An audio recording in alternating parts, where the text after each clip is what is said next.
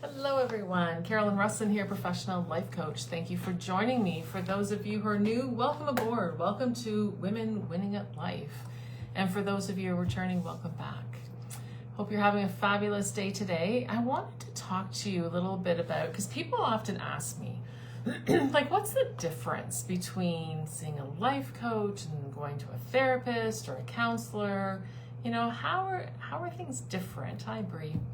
So I wanted to talk to you a little bit about that today and be really clear and transparent about what it is I do and how it's different and how I stand out, what's different from seeing me as a life coach versus somebody else as a life coach. Hi, Jojo. Thanks for joining. And Gayla, thanks for joining as well. So I'm always very clear.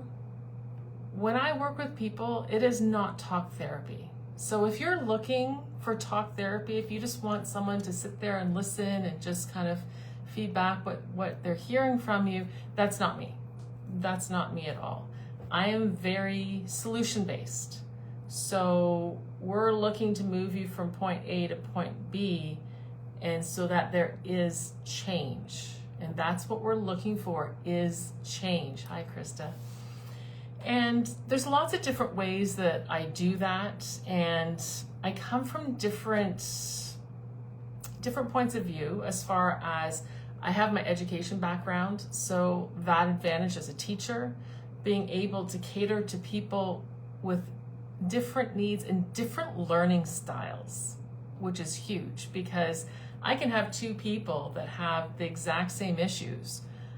But if they learn differently, if they respond to people differently, I can't work with them in the exact same way, and that's fine. That's where my experience as an educator comes in. Hi, Jane. But my background as far as coaching is concerned is actually in NLP, neuro-linguistic programming. And it's fascinating when I think back to the training I did, to my original training that I did, because I've done a lot. And again, that's me as an educator. I'm always learning. This isn't a one and done for me. But in my original training, it was a small group of us, and there were actually 2 psychiatrists in this course with me as students. And I remember saying to them, why are you 2 here? And I just found that really fascinating. And they said, you know what? We're tired of writing prescriptions. They just found that cognitive behavioral therapy wasn't that successful with them. And they said to me, like, Carolyn, we've done a ton of research around NLP, and they're like, this stuff works. It is very, very successful. Hi, Barthy. So I found that really intriguing. And I'm seeing that. I'm seeing that with my clients, that yes, this stuff works. So what do I do? And then people will say to me, like, how do you help people? What do you actually do? If you don't just sit there and listen and just have talk therapy, what do you do? So there are 2 things that I do with all my clients. And then from there, it varies depending on what the issues are. And to me, these 2 things are very pivotal. One of them is called timeline therapy. And in timeline therapy, the premise is that we are carrying around a lot of crap from our past. And hi, Melissa, it doesn't matter if you've had major trauma in your childhood or you've had a boring childhood. It doesn't matter. We all carry around all this crap. And what happens is that crap affects everything today. It affects how we see things, how we interpret events, our perspective on things. It's all controlled by this crap that we're carrying around. And then in turn, it affects the decisions that we make and the choices that we make moving forward. So when we think, oh yeah, we've put that past behind us, and this is at a subconscious level. I don't mean that you spend all day thinking about your past. No. At a subconscious level, you are not even aware. So a lot of times when I take my clients through this, they're like, holy crap, Carolyn, I had no idea that I was still having thoughts about that, or I had charged emotions over that. So what happens in timeline therapy? We go back to the beginning, to that first event, and we pull out positive learnings, because what happens is you've got your conscious brain, your subconscious brain. in your subconscious brain, that's where all your memories are stored. And attached to them are all the charged emotions. Your brain will not let you release those charged emotions because there are positive learnings attached. That's why we go back and we pull out those positive learnings. So then you can blow out all those charged emotions. And then I teach you a way to dump all that. So it's through all the negative emotions. Hi, Melissa. Your anger, your hurt, fear, sadness, shame, and guilt. Imagine, give me a thumbs up below if you would love to dump all of your anger, hurt, fear, sadness, shame, and guilt that you've carried around all your life. Give me a thumbs up if you're thinking, holy crap, Carolyn, I would love to dump that. And so the best thing is that, again, I have a lot of clients who say to me, but Carolyn, like, I've been seeing counselors and therapists for years, and I'm so sick and tired of having to relive trauma. Hi, Michelle. Reliving past trauma. And I'll say, look, you don't need to do that. As a matter of fact, I won't let you because it serves zero purpose for me and for what I do. Hi, Christy. And in full transparency, what I do say as we're about to start timeline therapy is just to give me a heads up. Do you have any major trauma in your early childhood? I just need like 30 seconds, like this. That's it. That's all we do as far as discussing past trauma. And so imagine whether you've had that trauma or not, being able to dump it all and it not be carrying and weighing you down as you move forward. So what does that look like for people who have had major trauma? Hi, Jane. Maybe that means physical, sexual, emotional abuse as a child. Maybe it means a traumatic event. Maybe you lost a parent, whatever. What that means is that now, when you look back and you remember those events, and obviously I cannot erase memories, but now when you look back, it's more just factual recall. All those charged emotions that you used to feel, gone.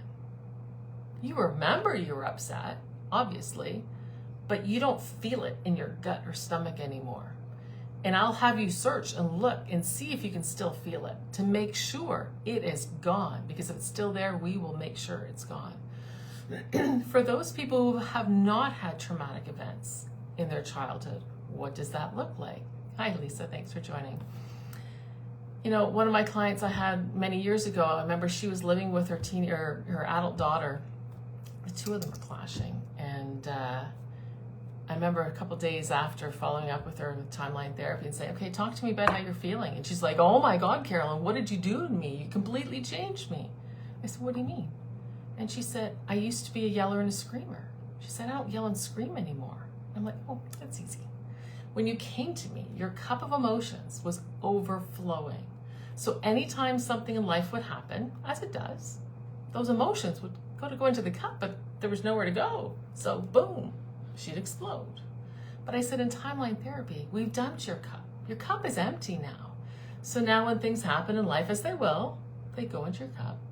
You deal with it. So it's just a very different way of being able to move forward in such a powerful way. I just followed up with a client of mine. We just did timeline therapy at the end of last week. And I said, talk to me about how you're feeling. She said, yes. She said, I'm feeling a lot lighter. That's a good way of describing it, a lot lighter. And, you know, she was doing something on the weekend she was very stressed about going into. And she's like, it was fine. I was fine. I had a great time. And I'm like, isn't that wonderful? And so that's the feeling, is that things that used to really get to you, would set you off, doesn't happen anymore. Hi, Julie. So you can deal with things differently moving forward. So this is how, when people come to me and they say, I'm stuck, you know, it's just the same thing over and over again. It's the same problems over and over again. I had a call with somebody in our group last week who we had a call 2 years ago, and I'm like, okay, talk to me. How are things different? Well, they're not. I'm still stuck. It's the same thing. And it's following those same patterns. So dumping this is your first step to get rid of all that. The next thing I do is we look at the different parts of you. So we all, when we're young, and I mean as an infant, early toddler, we learn what we need to do to get the love and attention from our parents. This is not a reflection of your parents' parenting skills or styles. Every child on this planet goes through this. That becomes your driving force. And it's a subconscious decision. So you don't stop to reevaluate when you're 10 or 30 or 50. It's still your driving force. It served you back then. I can tell you right now, if you're feeling stuck and unhappy and you don't remember the last time you felt your joy, that driving force is not serving you at all. So we do a deep dive to figure out, okay, what is your driving force? But then we also look at the different parts of you. We all have about 6 to 12 different parts to ourselves. And it's actually been scientifically proven that these parts have a physiology. A lot of these parts we have been shoving down for decades because we were told as a child by our parents, our teachers, maybe even ourselves, oh, this part isn't valuable. Shove it down, shove it down. Those are the parts where you're going to find your joy. So we do a deep dive to discover, okay, what are the different parts of you? And this is not woo-woo stuff. The one thing you'll learn about me is I'm very tangible. I'm very strategic in what I do. So we pull these parts up and we think about, okay, how can we implement these parts into your life, your day-to-day life? What can you do? What are the things that we can incorporate so that you can feel more joy? So those are two things that I do with everybody, and that's part of my program. From there, it depends on what you're struggling with. It depends on where you want to move. Again, moving from point A to point B, we start with those two things, hi Debbie, and then we tweak and figure out, okay, well, what is it? Timeline therapy and looking at different parts of you is not a common thing that people do out there, whether it's therapists, counselors, life coaches. It's pretty unique. That's one major thing that makes me unique. My background, education, that's something else that makes me unique. I think that's a real powerhouse coming forward as far as how I interact with people, how I pick and choose the strategies that are going to work best for you and your learning style. Again, it's very solution-based, getting you from point A to point B. And we talk about that at the beginning. Okay, what is it you want to get out of this? What is your main goal here? And that's what we focus on. So I hope this has been helpful. Give me a thumbs up if you're like, you know what? I think I'd like to learn more. I think I'd like to hear a little bit more about this. And for some of you that are kind of on the fence, now's the time. You know, you don't want to be that person 2 years from now, Carolyn, nothing's really changed. And that is so common for so many women because we don't prioritize ourselves. We don't put ourselves first. We put everyone else first. We put our spouse first, our kids first, our parents first, our pets first, our neighbors, our siblings, whomever, because again, that's another pattern where we have not prioritized ourselves. Because so many women, they'll say, oh yeah, oh, this sounds great, Carolyn, this sounds great. Oh, but then I have to prioritize myself and suddenly it feels icky. Suddenly the guilt slips in, whether it's guilt about time, money, whatever it is. And it's pushing yourself past that as far as, no, you know what, damn it, it's time for me. I am now 50 years old. I'm now 65 years old. I'm now 45 years old, whatever your age is. It's time to prioritize myself.